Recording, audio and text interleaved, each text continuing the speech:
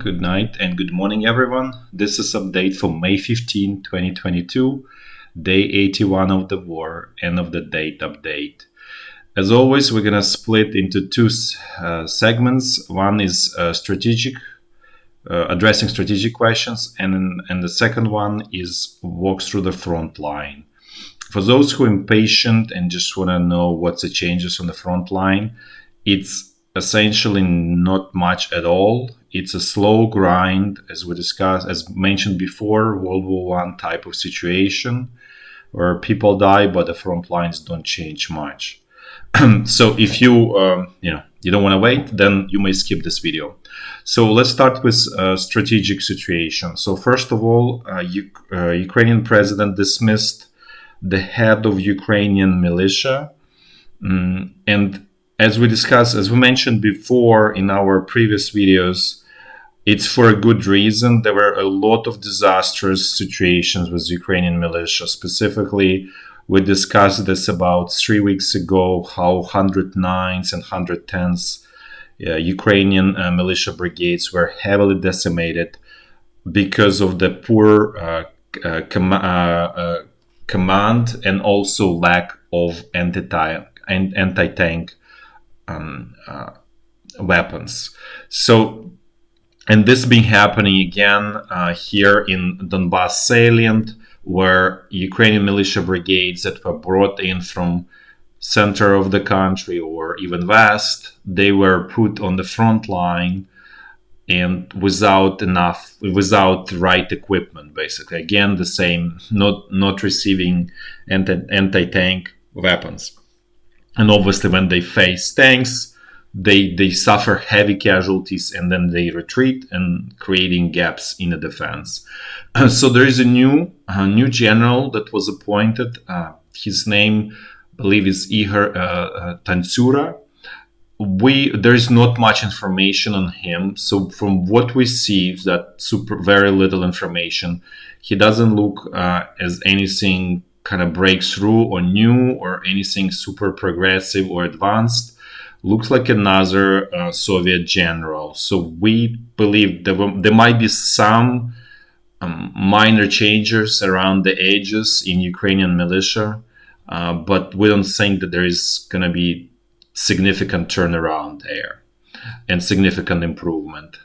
So this is, we're talking about regular Ukrainian militia. It's like one of the silos of Ukrainian armed forces at this point. There's a lot of sort of like, call it wild militia, where just people organize on their own and do their own things. And that time is kind of passing away as it's getting more and more organized. But we just want to make it clear that there's sort of distinguishment between the two, and then this wild one kind of slowly disappears and it's merging into either regular armed forces or this regular militia, more structured system. So that's a situation with Ukrainian militia. Now let's address another question from our viewer from the comments from yesterday. So someone was asking, what's Russia's ability to replenish its equipment and generally, like, what's their sort of manufacturing capabilities? So in terms of ammunition, Russia has a lot of ammunition. It's we mentioned it before. It's enough to conquer entire world without even manufacturing anything.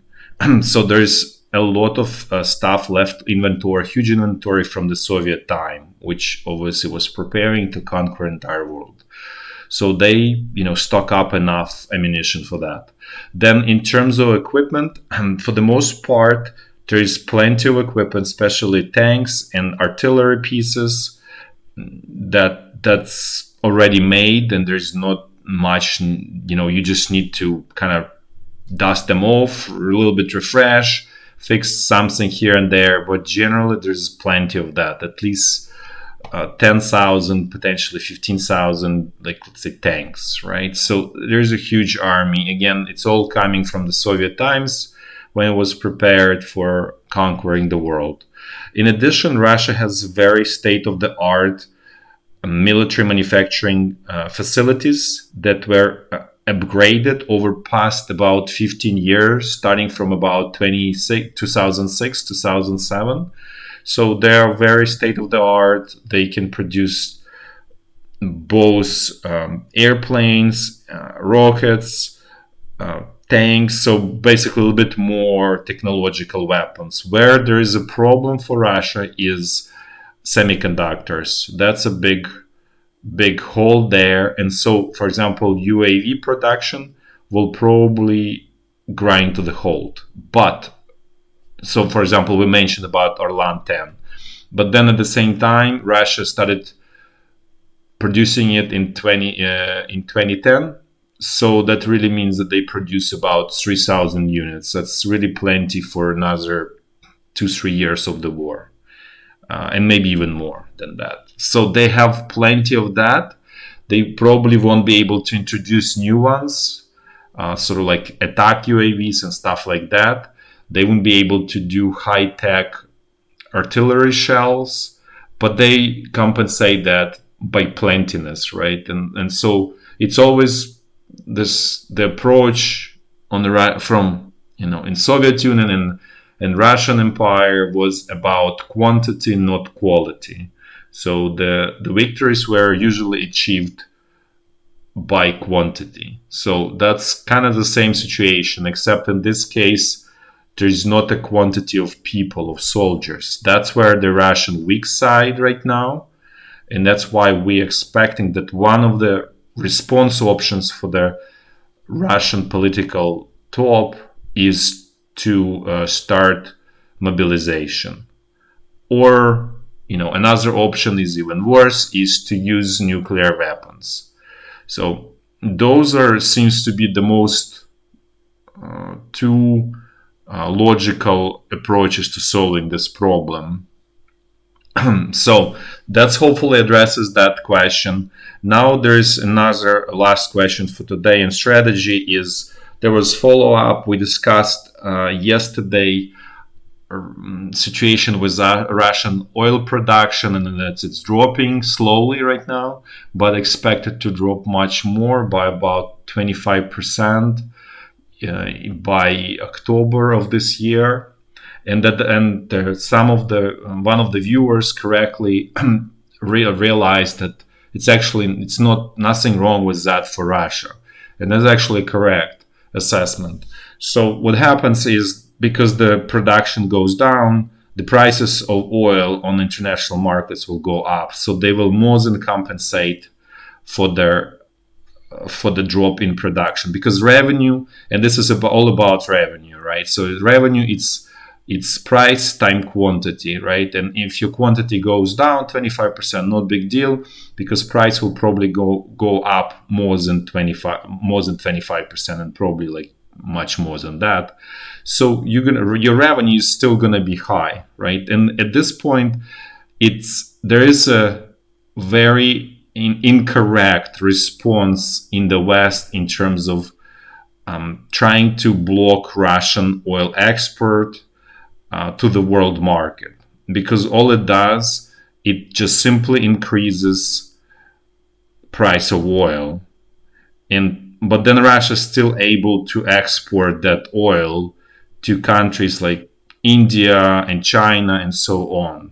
And even where it goes to UAE, where it's being blended with oil from Persian Gulf, and so it's still being exported. So basically, in kind of like a gray schemes or black schemes, whatever you call it. Yes, it's sold with a significant discount, about 25 to 30%. So if right now, let's say, price of crude is about 100 or maybe 110 at this moment, they sell it for 75, right? So something like that. But that's still quite a lot of money, and the cost of producing oil in Russia is relatively low. It's about 10, 20, probably $20 per barrel. So they still fine. They definitely have huge margins. It's not high, it's a high margin production, meaning the cost is very relatively low in Russia. So they can allow themselves to drop to 75 without significant problems. And so the response from the West, okay, let's block Russian exports of crude oil. Let's not buy it in the West. The problem is that the oil, like crude oil market, is a global market, right? So if you are reducing supply by not buying, let's say, blocking Russian oil, you're not reducing demand, so the price of oil goes up, and it creates problems in the West itself, right? So the right response is to actually increase supply of oil on the global market, and so therefore reduce price of oil, and that's the only way that this can work and not destroy economies of the developed world. And that's actually how it was done in the mid to late 80s with the Soviet Union, how the Soviet Union, the final kind of stake in the heart of the Soviet Union was the drop of the crude oil that started about like 1985, and then it was accelerating to about like 91. So that really suffocated Soviet economy and destroyed it. So that was done in late 80s, and that's the only way that can work. But that really means that the oil production need to go up elsewhere in the world, and that's partially a problem, because the only place where, because OPEC is not willing to increase oil production, right? They're happy the way it is, and they seem to have agreement between themselves these days. Not always was like that, but the only place in the developed world where the oil production can go up is in a short term, or let's say intermediate short term, is US and Canada. And the policies right now in those countries are preventing production of oil. So, and that's where the problem is right now. Unless that changes, the price of oil will keep going up, and also natural gas, the same similar story. It's all interconnected, kind of system of interconnected vessels, and so that will actually backfire on the Western economy, and it will create recession at the minimum, and potentially depression. So, and then the path that was chosen in the West right now, instead of actually increasing supply of oil and just generally energy on the market, and therefore dropping the price, the decision has been made, seems to us, is to destroy demand in the West. And that is going to happen by increasing interest rates. Specifically, we mentioned Federal Reserve in the US, and probably once Federal Reserve starts going up, the other central banks will follow. So yes, that will destroy demand in the West, but that will for sure create recession and potentially depression-like situation.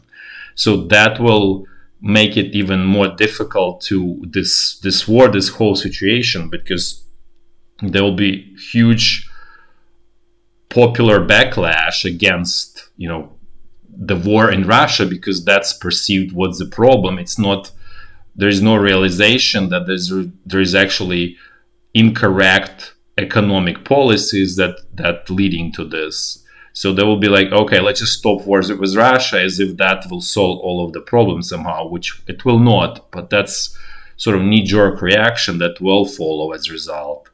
And just to explain a little bit more how food production is also related to energy, is that natural gas is the main source for producing nitrogen fertilizers, which is the most important key fertilizer to increasing yields, right? Which was, we know that in the 60s there was so-called green revolution, which is obviously not green, but sort of chemical revolution, probably a better word.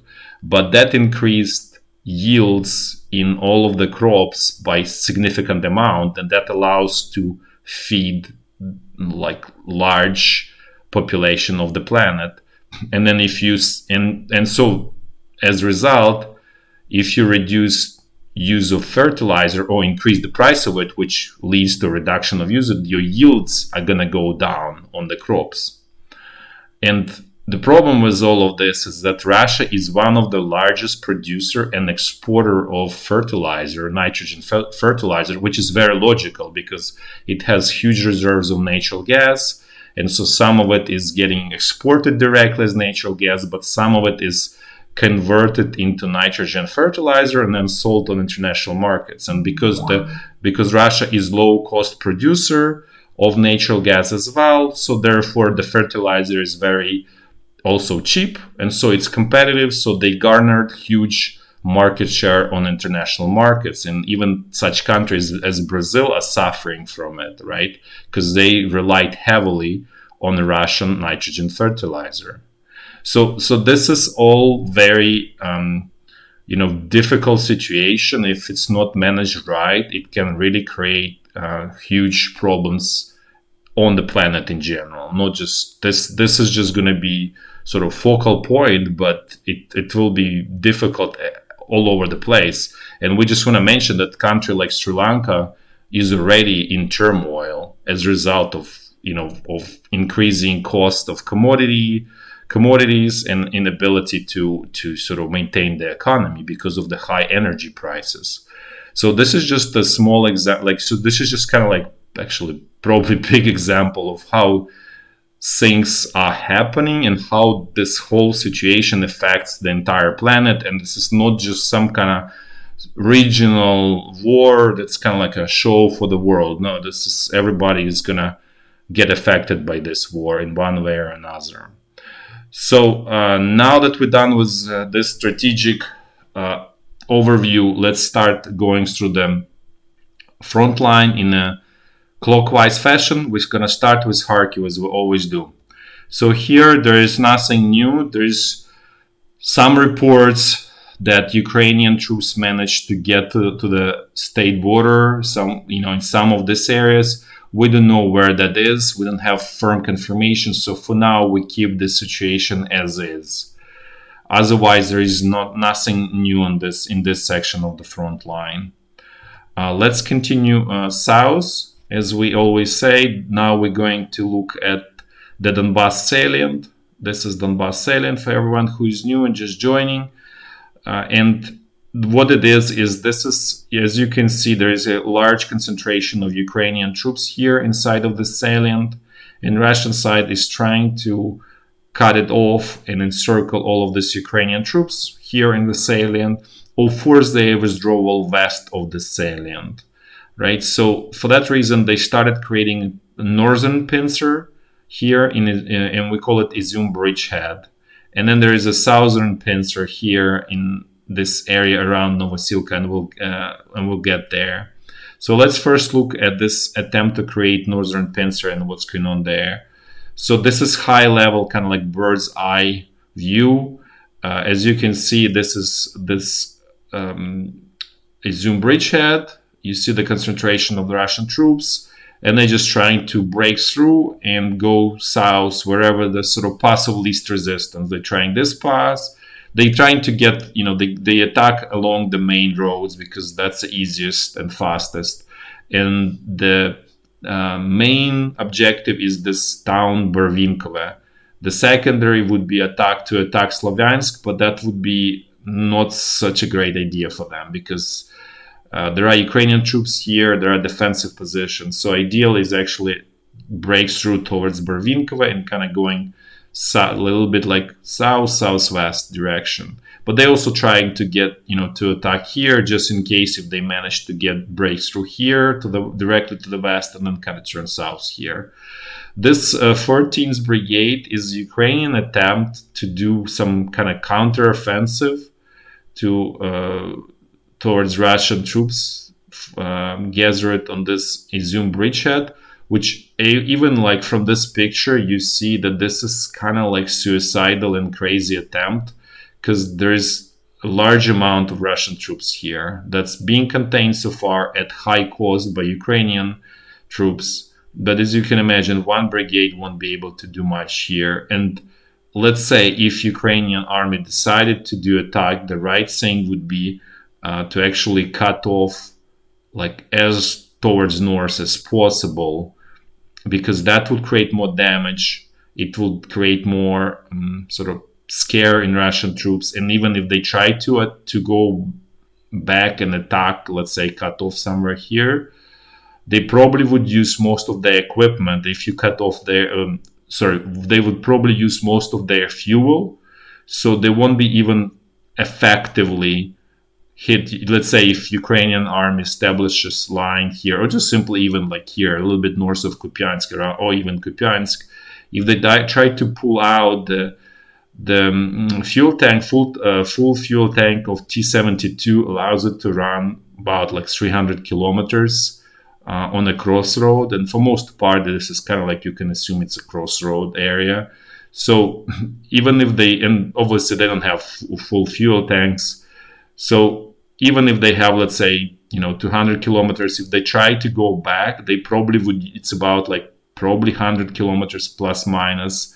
And even if they try to start fighting here, they would quickly lose the fuel and they will be just simply abandoned around in this area. So you don't even need terribly strong Ukrainian forces to actually successfully destroy Russian forces here. But you really need to attack as far north as possible, so that sort of retreating Russian forces will use all of their fuel and run out of fuel, and so they will not be able to successfully do breakout attempt or destroy Ukrainian forces. But attacking straight in their back is a complete insanity.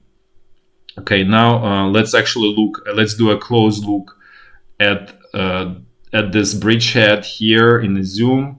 Now, there's no changes today. A situation stable, more or less. We mentioned before that 2 days ago, Ukrainian side lost a village called Dovhinke here. Beyond that, everything is stable here. Now let's look at the Lyman bridgehead, which is being held by Ukrainian army. Here, situation the same, stable.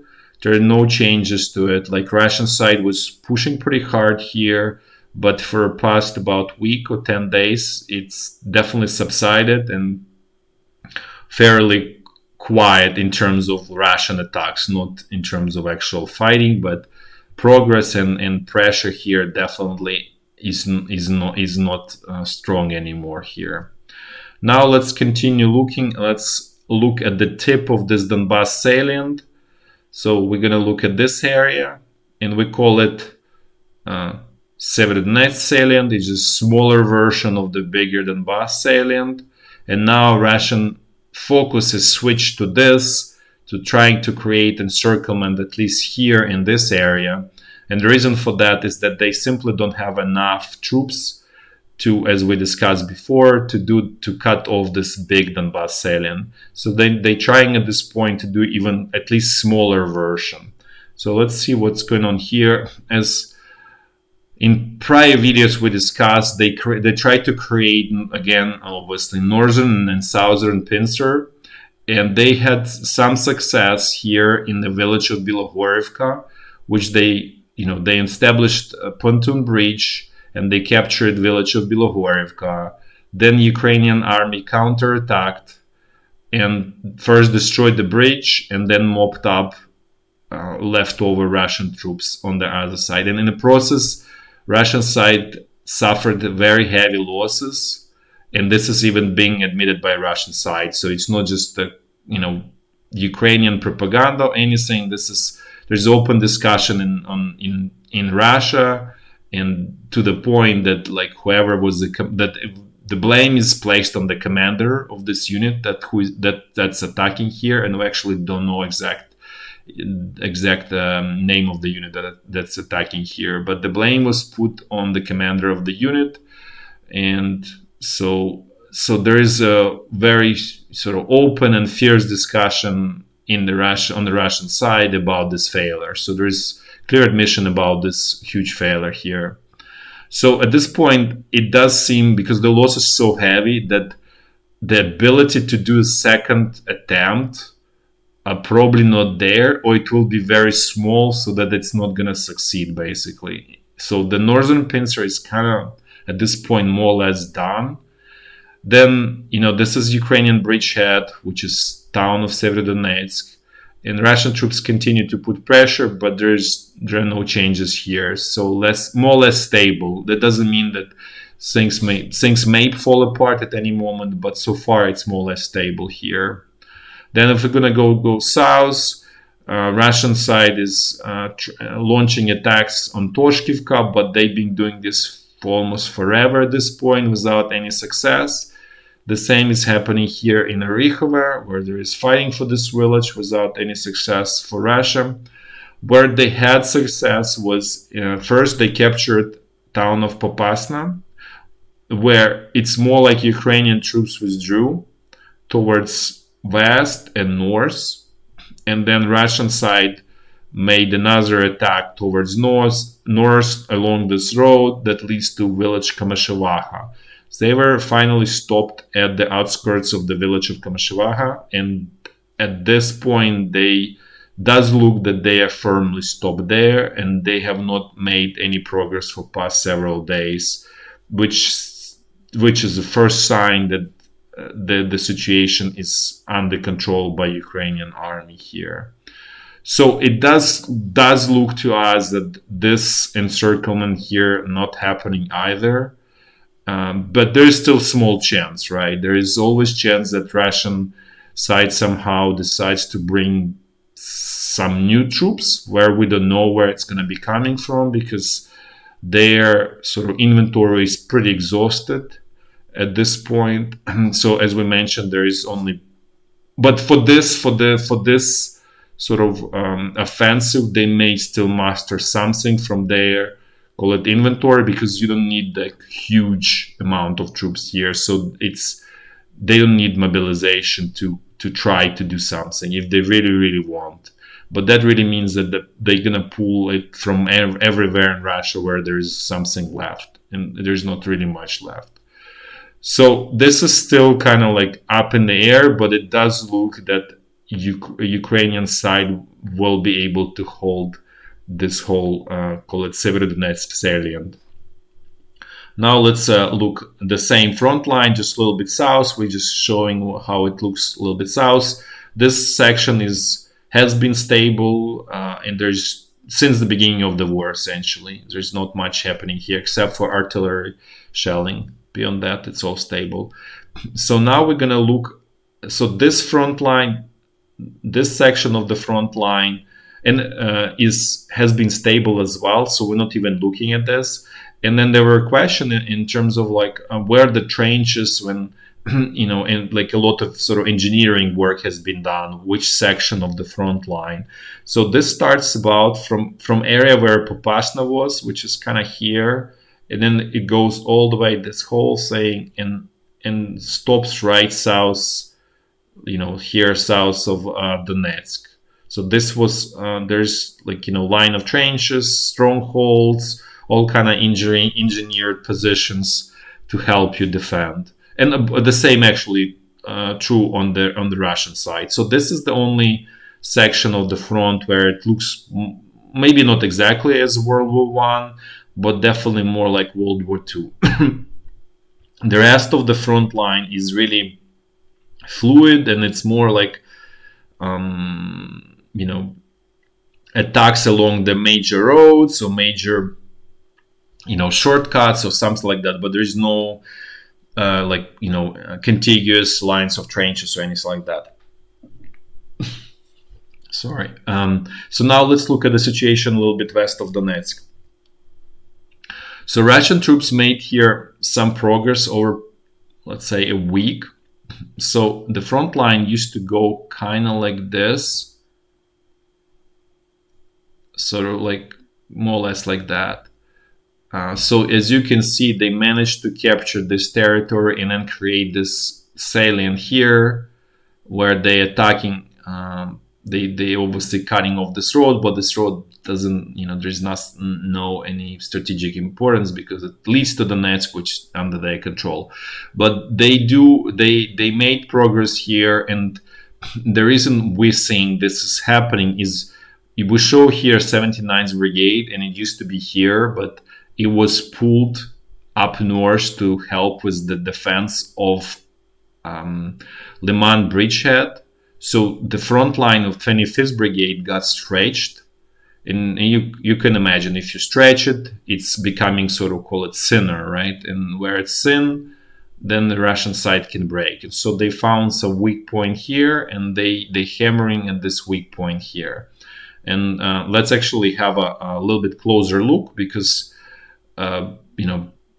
it's too you cannot see enough on that map. So we kind of created a little bit zoomed in map.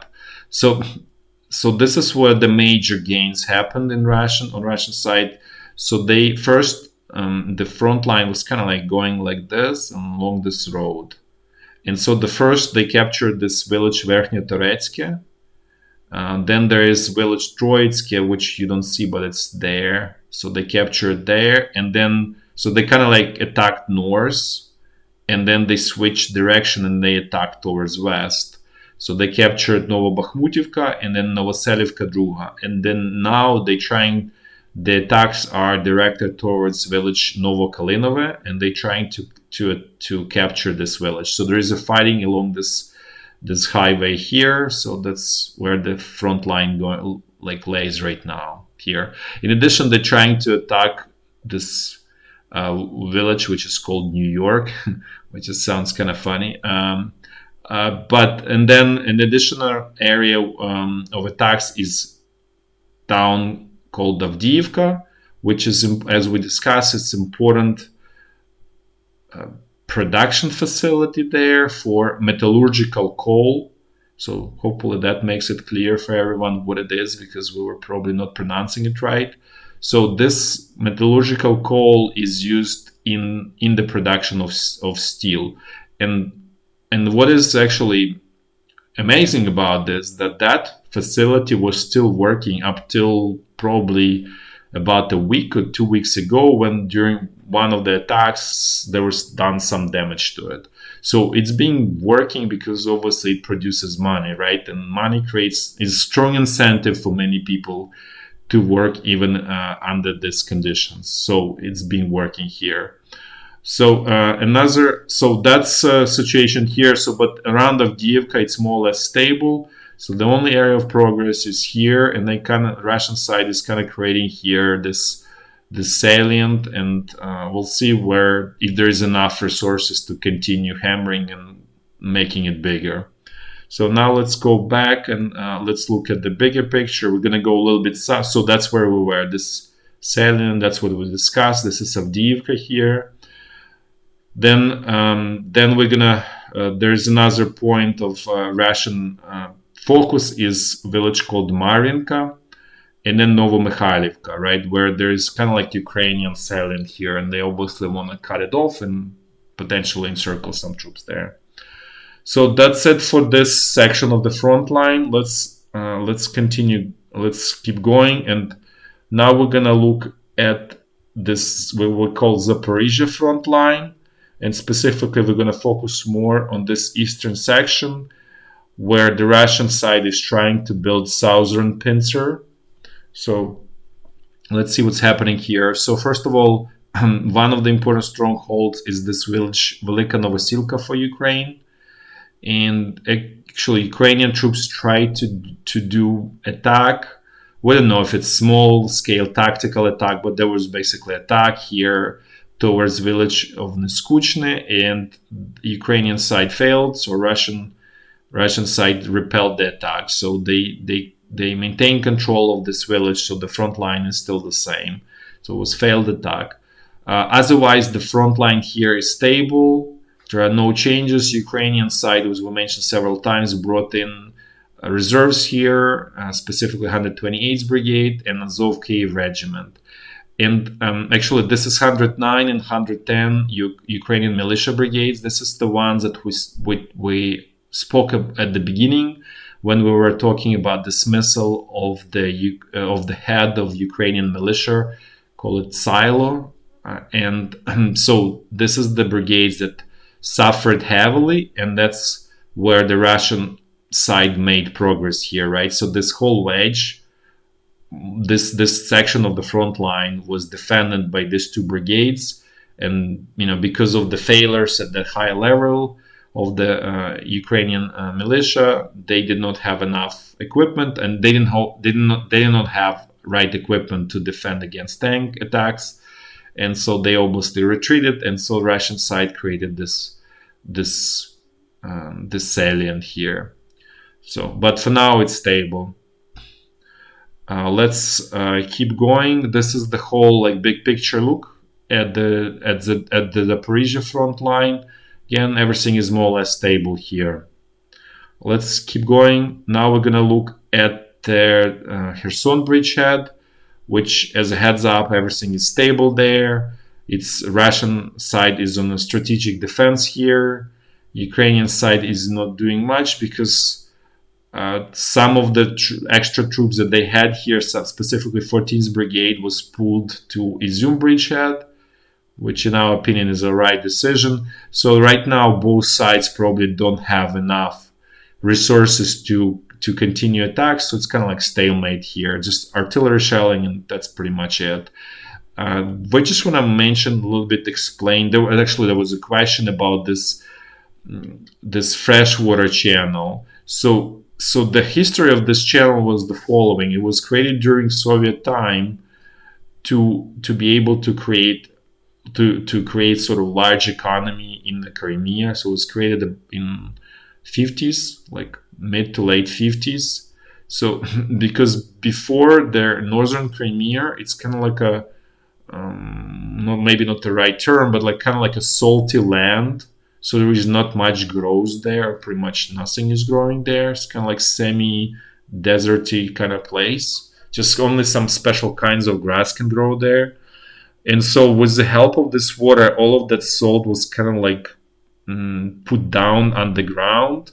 And so the top level of the soil become like fertile, and you can use it. So that was the importance of that water. And then what happened when Russia attacked Ukraine in 2014, Ukrainian government cut off this channel and supply of, basically blocked this channel and cut off supply of this fresh water.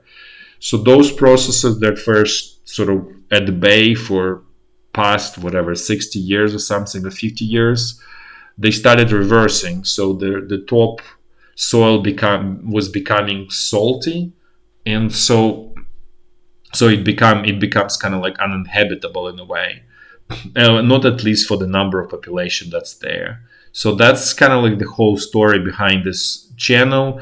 And now Russia fully controls it, so they pump out as much water as they can right now to help situation in Crimea.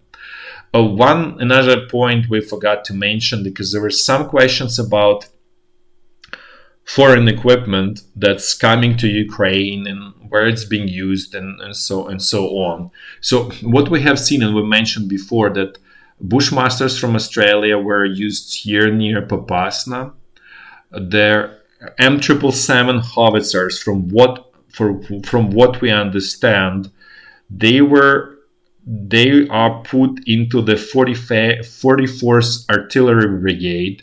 So we don't show, but each side has specialized artillery brigades, and it's called rocket launcher brigades. So basically, kind of like heavy support brigades. Both Ukrainian and Russian side has that. So but it's nearly impossible to track them, and they move around. Basically, they're just kind of like a firefighting team, and they're sort of kept much more secret and so on. So we cannot really track them, and so it looks like the majority of those howitzers were put in that artillery brigade. So that's what we're seeing so far with that. And then we're also seeing armored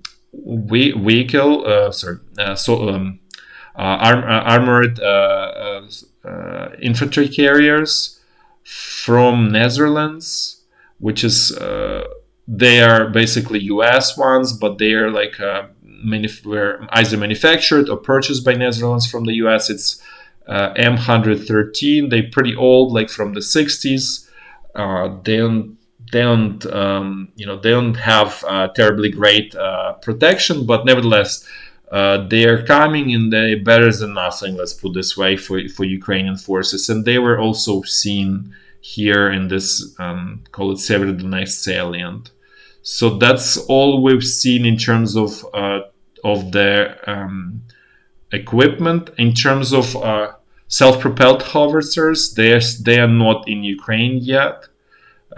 So they still sort of outside of Ukraine. And then there were about 200 plus T-72 tanks from Poland. From our understanding, they also not on the front lines because they lacking a reactive armor. So there is our understanding there is an attempt to put that on them. Because without reactive armor, you are becoming really easy prey for any anti-tank weapons. Okay, that's it for today. Thanks for watching, and until tomorrow. Bye bye.